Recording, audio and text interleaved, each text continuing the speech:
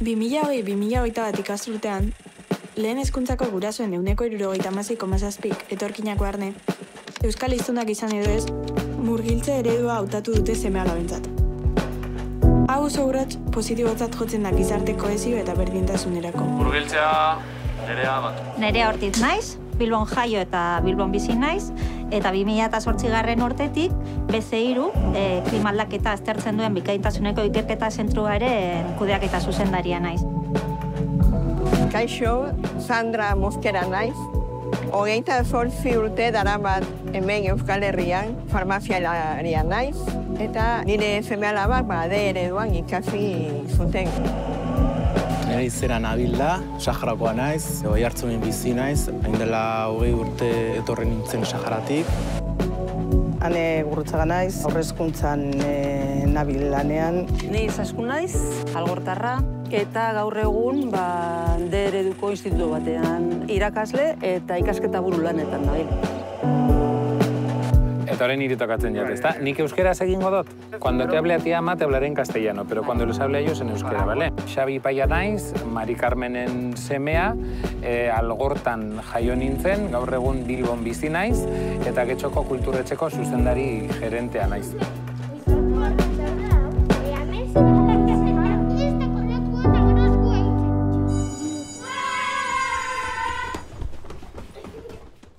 Nik ikastetxe batetan ikasi nuen, D ereduan, eta hori nire gurasoak erdaldunak zirela.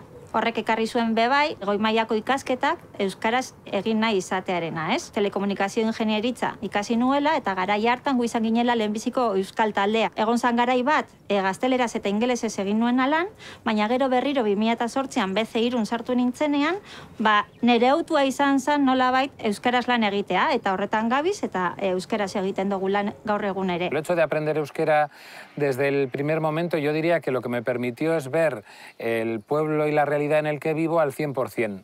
Creo que si Ama hubiese decidido que no hubiésemos aprendido euskera, aunque ella no lo supiera, hubiésemos vivido en Algorta al 70% de la capacidad de vida que podíamos haber tenido. Etorri nintzen 11 urtekin, hasi nintzen DBH bat, zer jakin gabe, ez da euskera, ez da gaztelera, asko kostatu nau, baino pixkanaka joan nintzen, hitz batzuk hitz egiten, eta euskera pixkanaka hitz egiten.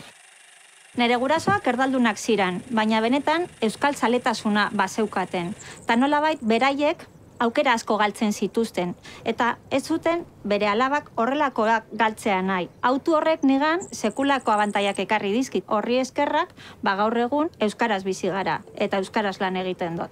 Urteekin konturatu nintzen, D ereduan matrikulatzea oso erabakia positiboa zela, horrela bermatu degulako beraien bizitza euskera izatea. Para mí, el modelo A y el modelo B es decidir que tus hijos van a vivir en un porcentaje menor de posibilidades. Ikusten dut, euskeraz ikastea plus bat dela, ze gaztelania bermatuta dago. Niretzako bi gauza oso garrantzitsu ekarri zizkidan. Alde batetik hizkuntza era natural batetan ezagutzea. Ikasi behar ez dozunaren presio horrekin, ez? Nolabait. Eta gero, bestalde, euskaraz txikitatik ikasteak ekarri didana da, mundua begiratzeko beste ikuspegi bat. Mi ama no hablaba euskera, pero me ha trasladado el interés por ello. Yo hablo euskera y tengo el interés, y a mi hija le he trasladado ambos. De alguna forma, la pérdida del euskera que supuso el siglo XX por la historia y por los sucesos que tuvieran lugar, a través del modelo D estamos haciendo que retroceda todo ello. Y estamos recuperando el idioma sin perder nada en ningún momento. Yo no considero ni que sepa menos castellano, menos inglés, menos francés. Y está demostrado que cuantos más idiomas hablas desde pequeño, más fácil es incorporar luego nuevos idiomas. Bakarrikan ez da euskera ikasten, eta beste hizkuntzak ere ikasten dira. Orduan, gure seme-alabak oso irekiak dira hizkuntzatarako. De hecho, nire alaba lau hizkuntza menperatzen ditu, euskera eta gaztelera gainean inglesa eta alemana. Euskerak egiten duena da, gaztelania edo ingelesa edo hizkuntza handi hoiei gehitu beste kultura bat, beste pentsatzeko modu bat, zenbat eta hizkuntza gehiago jakin, orduan eta aberatsagoa da munduaren ulermena. Euskara da euskaldun egiten gaituena, ez? Abestiak esaten duena. vivimos en Euskadi, sentimos el euskera y que mis hijos hablasen euskera era para mí toda una felicidad. Como lo hablaron tan pronto y tan bien, pues qué te voy a decir, feliz. Mi nieta habla euskera, me da clases de euskera. Nik ikasi nu, uste nuelako, ikasi behar nuelako, baina mundu berri bat ezagutu nuen eta mundu zabal bat ireki zitzaidan.